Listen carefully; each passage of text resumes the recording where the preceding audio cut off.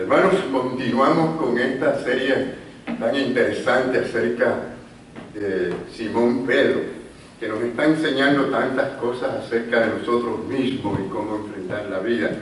Hablamos primeramente, varias semanas atrás, cuando comenzamos el primer punto, de cómo Dios usa la materia prima en nosotros para sacar lo mejor de nosotros, como así hizo con Pedro. Hablamos también en segundo lugar cómo Dios usa la experiencia o las experiencias de la vida para moldearnos, para acercarnos a Él, para hacer de nosotros la persona que Él quiere hacer. Tenemos que aprender a apreciar todos esos momentos y en vez de enfocarnos tanto en el problema, en cómo Dios quiere que yo reaccione, qué es lo que Dios quiere con mi vida, en estos problemas, en estas dificultades. Dios tiene algo precioso que quiere hacer en nuestra vida en medio de las dificultades y los problemas. Yo sé que son situaciones difíciles, nadie quiere los problemas, pero hemos aprendido a través de Pedro cómo Dios los usaba para algo maravilloso. La tercera cosa que empezamos a ver, nos hemos quedado allí, es en cuanto a las cualidades del carácter que Dios quiere fortalecer, formar en nosotros, especialmente, claro, que en todas estas cosas el líder tiene que ser ejemplo, pero se aplica a cada creyente, a cada cristiano. Y hablamos de estas cualidades. Primero hablamos de la sumisión, la importancia que tiene la sumisión a Dios en primer lugar, y es decir, que el cristiano tiene que aprender a someterse a la voluntad de Dios, una cosa muy importante en la vida del creyente, y vimos varios ejemplos de cómo Pedro tuvo que aprender a someterse al Señor. La otra cosa que vimos fue, en segundo lugar, una segunda cualidad de carácter fue que él aprendió la sugestión, es decir, a contenerse, el autocontrol. Ya vimos algunas experiencias que él tuvo para poder llegar a este aprendizaje, a esta realidad, y comparamos todas esas experiencias a cómo después él hablaba años después a la iglesia en sus cartas, y vemos ya a un hombre cambiado. Jesús, cuando lo vio, le dijo: tú eres Simón y serás Pedro, serás roca. Y eso mismo él llegó a ser, de un Simón llegó a ser a una roca firme y fuerte. Luego, en tercer lugar, hablamos sobre la humildad, la importancia que tiene ser humilde. Para el hombre es difícil, para el ser humano que en su naturaleza es difícil ser humilde. Tenemos siempre que lidiar con el orgullo. Cuando ya pensamos y decimos soy humilde, ya dejamos de ser humildes. O sea que la humildad hace ver que siempre hay una necesidad, una lucha contra el orgullo. Nos aleja de Dios, nos hace ser rebeldes, nos hace buscar nuestra propia voluntad.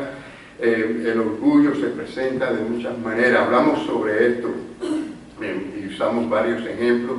Después entramos en el punto 4, que es decir, tenemos hoy el punto 4, pero ya lo habíamos hecho la semana pasada. Es decir, en cuanto al amor. Saben que estas son virtudes que Dios da a los cristianos. Dios da este fruto. Cuando dice la Biblia que el que es cristiano tiene el fruto del Espíritu, y dice Gálatas, muy clarito, en Gálatas se nos dice que el fruto del Espíritu es amor, gozo, paz, paciencia, benignidad, bondad, fe, mansedumbre, dominio propio, templanza. Y dice la palabra que no hay ley contra estas cosas, son poderosas. Ahora, ¿qué pasa con esto? Que muchos cristianos tienen estas cosas y no lo saben, y le están pidiendo a Dios que le dé lo que ya ellos tienen. Lo que tenemos que aprender a usar lo que ya Dios nos ha dado. Cuando no tenemos paciencia, por ejemplo, y si usted es un cristiano, si usted no es un cristiano, usted no tiene estos frutos, porque es el Espíritu Santo lo que los da, pero si usted es creyente en Cristo y es cristiano, usted lo tiene. Lo que tenemos que averiguar qué es lo que está estorbando, qué es lo que está afectando que no tengamos esa paciencia o no expresemos ese amor. Bueno, hablamos sobre el amor, cómo ellos tuvieron que aprender al amor servicial. Por lo regular los líderes tienden a enfocarse mucho en el trabajo, incluso a veces a usar la gente para llegar a su fin, y no en la importancia que tienen las personas, el amar a las personas en una forma servicial. Y Jesucristo le enseñó a ellos, lavándole los pies, esta gran enseñanza. bueno, hablamos sobre todas las enseñanzas que esto implicaba, ¿no? En cuanto al trabajo humilde. Y cómo después el apóstol Pedro hablaba sobre el amor servicial a la iglesia, algo maravilloso. Bueno, hoy vamos a comenzar con el quinto punto. Nos vamos a mover hacia el quinto punto. Ya nosotros vimos el cuarto punto. Vamos a pasar al quinto punto, donde vemos que hay que aprender a tener compasión. Y miren cómo Dios quiere que aprendamos a tener compasión y cómo relacionamos esto con los problemas, ¿no? Así que vamos a movernos hacia adelante. Ya el punto 4 lo dejamos atrás. Le pedimos allá al director de audio que nos pase al quinto punto. Miren, cuando el Señor advirtió a Simón, cuando le advirtió que él le iba a negar, ustedes recuerdan la historia, hemos estado hablando de esto, en Lucas capítulo 22, allí el Señor Jesús le dijo a Pedro, en este caso vamos a decir Simón, todavía no había llegado a ser un Pedro, le dijo a él precisamente lo que iba a pasar. Y hermanos, esto lo aplicamos a nosotros hoy. Miren, le digo así, le digo, Simón, Satanás, estoy citando a Lucas capítulo 22, versículo 31, dice, Satanás os ha pedido para zarandaros como a trigo. Hermanos, aquí está esta realidad de la vida espiritual que está alrededor nuestro. Hay una guerra espiritual y esta es la obra del enemigo, esta es la obra de Satanás. Bueno, generalmente el trigo se separaba, o sea, de la paja la separaban como zarandeándolo, lo lanzaban al aire y el viento se llevaba la paja y caía el trigo a montón. Es decir, que caía limpio de la paja. Entonces, fíjense aquí que Cristo no le dijo a Pedro o a Simón Pedro, no le dijo, mira Simón, Satanás vino a pedirme que te va a sacudir por todos lados, que te va a estremecer, y yo le dije que no. Yo te voy a proteger, yo no voy a permitir. Fíjense que el Señor no le dijo a él esto. Y esta es la realidad. Si ustedes van al Antiguo Testamento, a Job, lo mismo sucedió. Satanás le pidió a Dios tentar y tratar de destruir la vida de Job. Y Dios permitió que Satanás hiciera ciertas cosas en la vida de Job. Hermanos, esta es una realidad. Y después vamos a ver cómo el apóstol Pedro le dice a la iglesia, esto continúa, esta guerra continúa, esto va a seguir en la vida de los cristianos. Fíjense que lo que le está diciendo en esencia, mira Simón, yo voy a dejar que Satanás conmueva los cimientos de tu vida. Yo voy a permitir que Satanás te sacude y te zarandee. O sea, con el viento de las pruebas y de la situación, para que lo único que te quede es esa realidad de tu fe.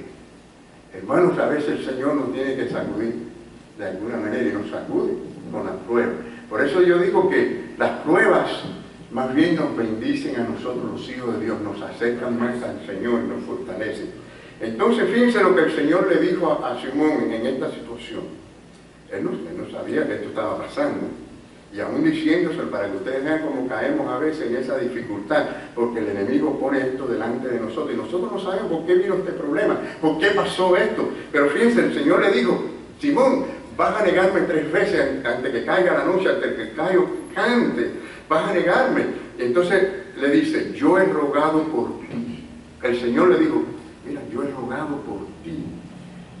Que tu fe, en el versículo 32, que tu fe no falte, que tu fe no falte. Y tú, una vez vuelto, confirma a tus hermanos. Noten, hermanos, que el Señor le está diciendo, yo voy a pedir para que tú te mantengas firme en la fe. El Señor ha pedido por sus hijos. ¿Se recuerdan que Él es el mediador entre Dios y los hombres? El Señor intercede por nosotros, por sus hijos.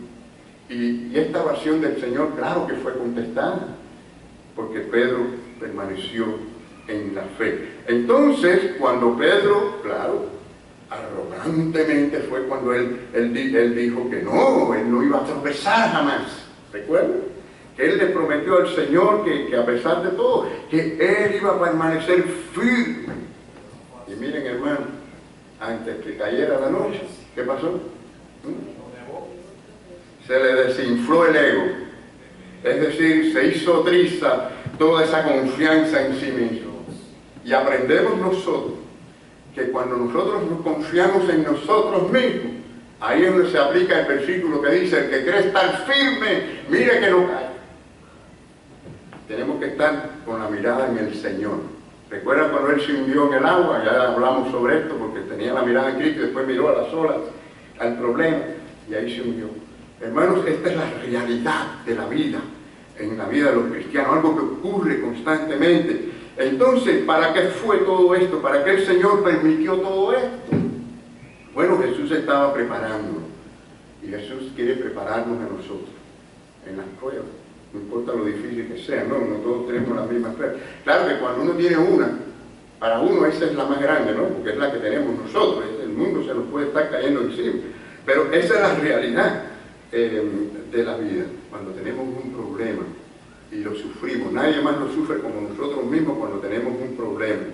Pero hermanos, lo que quiero decir con esto es que a veces no entendemos este doble propósito. Dios no solamente está buscando cambiarnos a nosotros, fortalecernos a nosotros, sino está buscando que nosotros seamos fuente para bendecir a otros. Por eso tratamos el punto aquí de la compasión. Cuando usted ha pasado por una experiencia difícil y ha visto el poder en la mano de Dios en su vida, usted va a poder decirle a otro: mira, Cristo está conmigo, Cristo está contigo, el Señor te va a ayudar, el Señor va a usar ese problema para algo bueno, porque yo lo he experimentado, yo lo he vivido. Y es aquí donde Pedro iba a aprender a tener compasión hacia los demás. Es decir, por lo regular, mucha gente que tiene la capacidad de ser líderes, pues tienden a no tener mucha compasión por los demás. Se enfocan mucho en la meta, en lo que ellos quieren lograr, ¿no? Y quizás Pedro tenía este problema como líder, pero él iba a aprender por el resto de su vida a mostrar esa compasión hacia los demás. Es más, él no pudo después dejar de tener y mostrar esa compasión. Yo quiero que ustedes lo vean conmigo. Años después, vamos a ir a Primera de Pedro capítulo 5. Vamos a Primera de Pedro capítulo 5.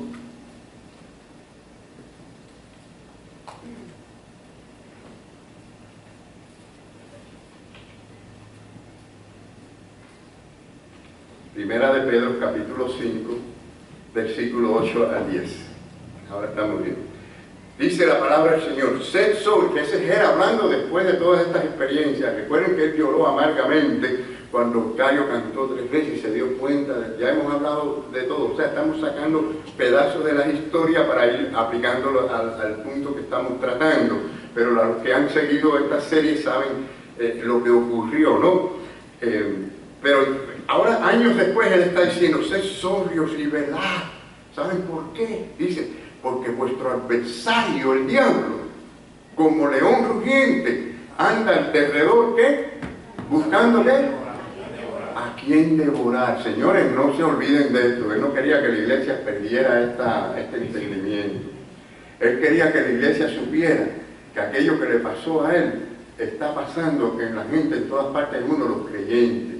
Este enemigo, que tiene un ejército de demonios, está constantemente buscando la manera de hacerle la vida imposible a los creyentes, de desviarlos, de hacerlos creer lo que no es, de alejarlos de Dios lo más posible, usando cualquier debilidad que vean en las personas. Entonces, hermanos, fíjense que él lo dice aquí, dice: sabiendo que los mismos padecimientos, esa misma experiencia, esa misma cosa, dice, se van cumpliendo en vuestros hermanos en todo el mundo, en los creyentes, en cada creyente. Por eso yo les digo que si una persona nunca tiene aparentemente pruebas, no le pasa nada y anda desviado, bueno, hay que preocuparse porque no parece ser de Dios, porque cuando uno es de Dios, Dios usa esas situaciones para refinarnos, para cambiarnos, o nos disciplina o nos prueba, pero de cualquier manera salimos probados, ¿no? Y refinados. Así que, miren, mas el Dios de toda gracia, aquí está la grandeza, la gracia de Dios para con nosotros, dice, que nos llamó a su gloria eterna, ese Dios que nos llama a estar con Él para siempre, en Jesucristo, dice, después que hayáis padecido un poco, Esta parte no nos gusta, ¿verdad? Padecer ¿a quién le gusta padecer? A nadie nos gusta. Pero dice, hay que a veces padecer un poco para pasar por esa parte, como así el oro es puesto en el fuego para refinarlo. Dice así la palabra del Señor. Después que hayáis padecido un poco de tiempo, ¿el mismo qué? Aquí están las palabras que usted tiene que agarrar. Os perfeccione en términos de su vida espiritual, moral. Es decir, aquí hay santidad de Dios que nos afirma, así como se afirma una columna en un cimiento, en una base sólida, que es Jesucristo, la roca sólida, ¿verdad? Que os afirme, es decir, que está esa columna firme. Acuérdense que Cristo es la gran roca, o sea, ese es Pedro. Él le dijo, yo soy Pedro, este es Pedro, lo que tú has dicho, la declaración de fe, pero le digo, tú eres Pedro, o sea, tú eres la piedra de construcción. Nosotros somos la construcción encima de esa roca que es Jesucristo, que se firma ahí, y luego fortaleza, que vienen todos los vientos y vienen todas las pruebas, y ahí estamos fieles al Señor. Muchos cristianos no entienden quizás estas cosas de gran valor, pero fíjense que más bien las pruebas, las dificultades no nos pueden alejar del Señor, al contrario nos acercan más. Hermanos, acuérdense de esto, Cristo es la cabeza de la iglesia, ¿no es así? ¿Y quién es el cuerpo? Nosotros, la iglesia, ¿no es así? Bueno, usted puede separar la cabeza del cuerpo, puede separar la cabeza del cuerpo, y muchos quieren tener relación con Cristo y no con la iglesia. Hermanos, todas estas epístolas están escritas por los apóstoles. ¿A quiénes? A la iglesia, en relación con la iglesia. Dios está funcionando en este mundo con los creyentes a través de su iglesia, preciosa iglesia lavada por la sangre de Jesucristo. Y miren, la otra palabra, se establezca, firme, fiel, no importa lo que pase. Tenemos que ser fieles al Señor en todo tiempo. Entonces, miren, hermanos, qué maravilla. Y esto es lo que vemos que el Señor hizo con este personaje, con el Simón que llegó a ser el Pedro, el hombre establecido, fortalecido, afirmado por medio del Señor Jesucristo. Y él hablaba ahora con su experiencia. Finalmente, el último punto que ya vamos a tratar ahora es el que tuvo que aprender a tener el verdadero valor, porque fíjense, él tuvo un valor impetuoso, ya lo sabemos, precipitado, vamos a llamarle un valor falso, porque él agarró su espada con todo el valor cuando vinieron a arrestar a Jesucristo, y vemos que fue corriendo a cortar cabeza, porque no vamos a decir que le trató de cortar la oreja a aquel siervo del sacerdote llamado Malco, pero le cortó la oreja. Algo pasó allí, él se movió, le cortó la oreja al hombre, Jesús le pegó la oreja a Malco y tranquilizó aquella situación. Lo que quiero decir es que él aprendió ahora a tener una disposición, un valor con madurez espiritual, con firmeza, es decir, con intrépida. Estamos diciendo que le hacía frente a cualquier cosa, ¿verdad? Pero por peligroso que fuera, pero cumpliendo la voluntad de Dios, no fuera de la voluntad de Dios. Esa es la gran diferencia. Miren, el reino de oscuridad, el reino de las tinieblas, el reino de Satanás y los demonios siempre se va a levantar contra el reino de Dios y los hijos de Dios. Están siempre en contra de las cosas de Dios. Entonces Jesús le dijo a él así, miren, le dijo a él, Pedro, le dijo Simón, en el Juan 21, 18, de cierto, recuerden cuando Jesús decía 2 veces de cierto, es que esto era algo tremendamente grande. De cierto te digo, cuando eras más joven te ceñías e ibas donde querías, mas cuando ya seas viejo, extenderás tus manos y te ceñirá otro y te llevará donde no quieras. Bueno, ¿qué significaba esto? Después explica Juan, mismo escribiendo, que esto lo había dicho en el versículo 19 para dar a entender con qué muerte Pedro habría de glorificar al Señor. Es decir, que sería un mártir llevado a la muerte por la causa del Señor, un hombre de valor, pero predicando el Evangelio, haciendo la voluntad de Dios. Es decir, le dijo, vas a pasar persecución, vas a pasar por tribulación y finalmente por el martirio. que vemos que, bueno, es casi posible ver allí el nacimiento del verdadero valor en el corazón de Pedro en el día de Pentecostés, cuando vino el Espíritu Santo. Recuerden que Jesús ascendió y después Él los había mandado a esperar que viniera el Espíritu Santo. Cuando bajó el Espíritu Santo sobre los creyentes, dice la palabra del Señor que Pedro fue lleno y capacitado con el poder del Espíritu Santo, y vemos una gran diferencia en este hombre. Por ejemplo, en el capítulo 4 de Hechos dice que Pedro y Juan fueron llevados al Sanedrín. ¿Por qué fueron llevados al Sanedrín? Porque estaban predicando el Evangelio. Y cuando lo llevaron allí, dice la palabra del Señor en el versículo 18, que le dijeron que de ninguna manera hablasen ni enseñasen en el nombre de Jesús. Ustedes no hablen más de Dios, no hablen más de Cristo, no hablen más en el nombre de Jesús. Y ellos dijeron, miren, juzgad si es justo delante de Dios obedecer a vosotros antes que a Dios, porque no podemos dejar de decir lo que hemos visto y oído. O sea, dijeron, vamos a seguir predicando porque esta es la verdad. Bueno, al poco rato, por segunda vez, los pastores siguieron predicando, lo volvieron a llevar ante el Sanedrín y volvieron a decir lo mismo. Dijeron, es necesario obedecer a Dios antes que a los hombres.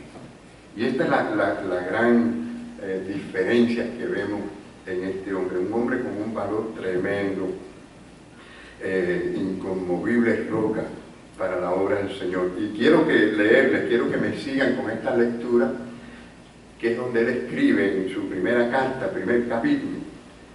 Y ya lo leímos, pero quiero que leamos del versículo 3 al 7 para que refresquemos la mente cómo ahora él está hablando. Un hombre de valor tremendo, pero siempre basado en la dirección del Espíritu Santo. Miren, decía él, bendito, él está escribiendo aquí a los creyentes dispersos por la persecución. Estos hermanos estaban sufriendo persecución y problemas. Bendito el Dios y Padre de nuestro Señor Jesucristo, que según su grande misericordia nos hizo renacer para una esperanza viva, por la resurrección de Jesucristo de los muertos, para una herencia incorruptible, incontaminada, inmarcesible, reservada en los cielos para vosotros, que sois guardados en el poder de Dios mediante la fe, para alcanzar la salvación que está preparada para ser manifestada en el tiempo postrero. O sea, le está diciendo a ellos, están pasando pruebas, están pasando dificultades, pero miren hacia la distancia, miren hacia lo bueno, que es lo que viene después, en lo cual vosotros os alegráis, aunque ahora por un poco de tiempo, si es necesario, tengáis que ser, ¿qué? Afligidos en diversas pruebas, diferentes tipos de pruebas, para que sometida a prueba que vuestra fe, mucho más preciosa que el oro, el cual aunque perecedero se prueba con fuego, fíjense, sea hallada en alabanza, gloria y honra cuando sea manifestado Jesucristo. Señores, el Dios está cogiendo a sus hijos y lo está dando su forma para encajar en esa iglesia perfecta, celestial. Y lo hace a través de las pruebas y las dificultades a veces y las aflicciones. Fíjense que las aflicciones nos son útiles. Por eso decía el apóstol Pablo, somos más que vencedores en el Señor. Todas las cosas ayudan a bien a los que a Dios aman. Bueno, allí está él, seguro en Cristo. Él lo sabía, él había visto al Cristo resucitado, había visto al Cristo ascender al cielo, había experimentado el poder del Espíritu Santo. Y entonces, claro que las pruebas, hermanos, son dolorosas, a nadie les gusta, son desagradables. Cualquiera que sean las dificultades son duras y no nos gustan. Pero cuando nosotros entendemos, tenemos una mirada hacia adelante, más allá de las pruebas, y sabemos que Dios está presente, que Él ya vio eso antes que ocurriera, que Él lo sabía y que Él permitió ciertas cosas o las permite o las ordena, como ustedes quieran verlo, pero todo siempre para un propósito digno de alabanza de su nombre y para el crecimiento de nuestro nuestra vida espiritual y para que seamos bendición a otros. Por eso dice la palabra que con la misma consolación con que hemos sido consolados, consolamos a otros y podemos ser testimonio a otros. Es decir, que el cristiano es un ejemplo viviente del poder de Dios en las experiencias día a día. Entonces, a medida que él aprendía todas estas lecciones, su carácter era transformado, se convertía de ese Simón a ese Pedro que el Señor quería formar en él. Para que vean el ejemplo, él predicó en el día del Pentecostés, y cuántas personas se convirtieron, dice la palabra del Señor en Hechos 2, 14 al 41, habla de que se convirtieron 3.000 personas al Evangelio. Luego él y Juan sanaron a un cojo en Hechos capítulo 3.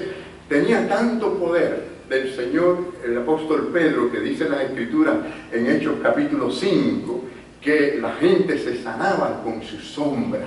Miren qué maravilla esto. O sea que él experimentó el poder del Señor.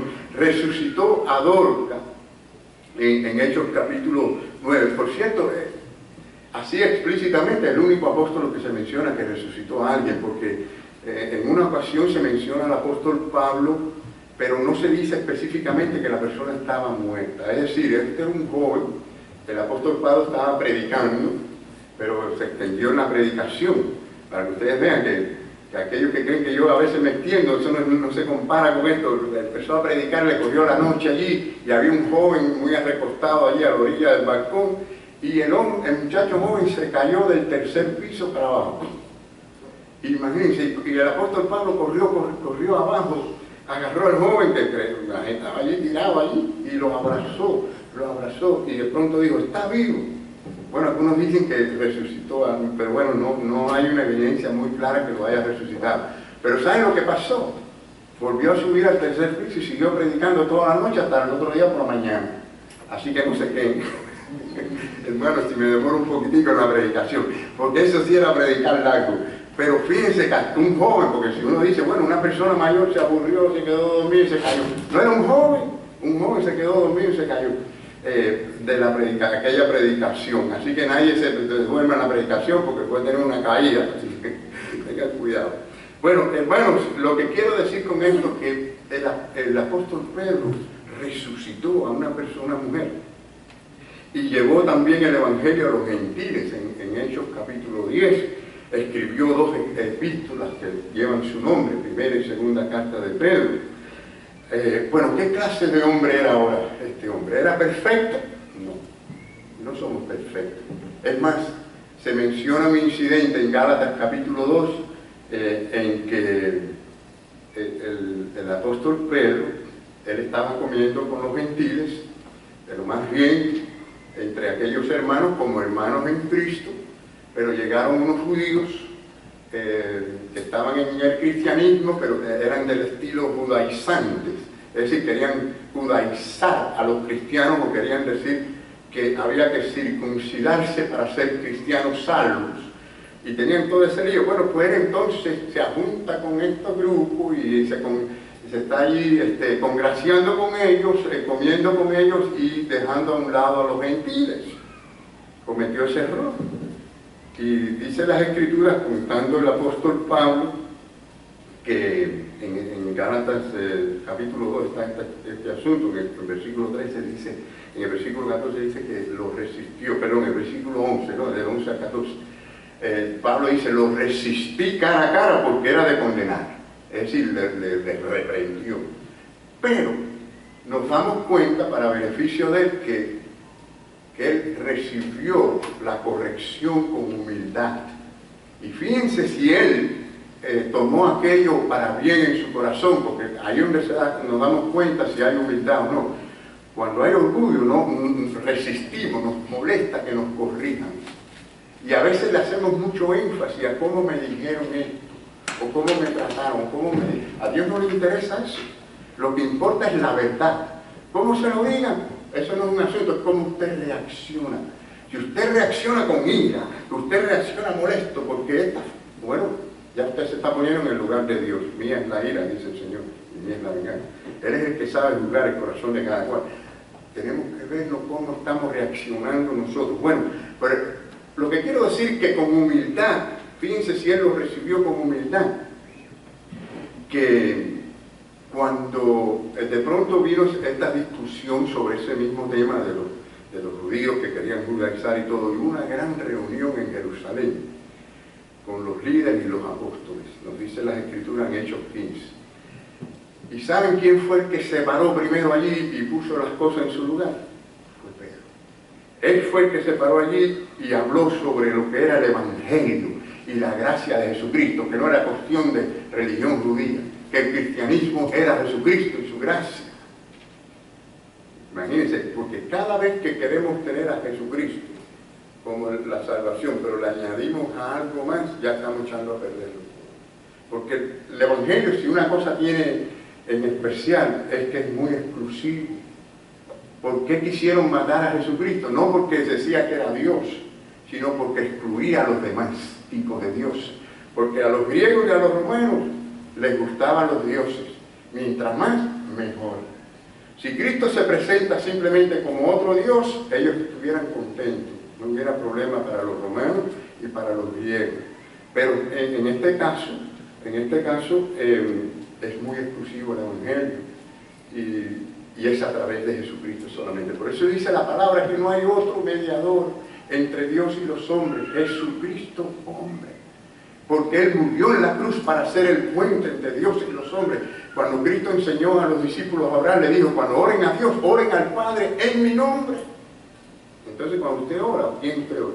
A Dios. ¿En el nombre de quién? En nombre de Jesucristo, el mediador. Todas esas son verdades bíblicas que el Señor nos enseña.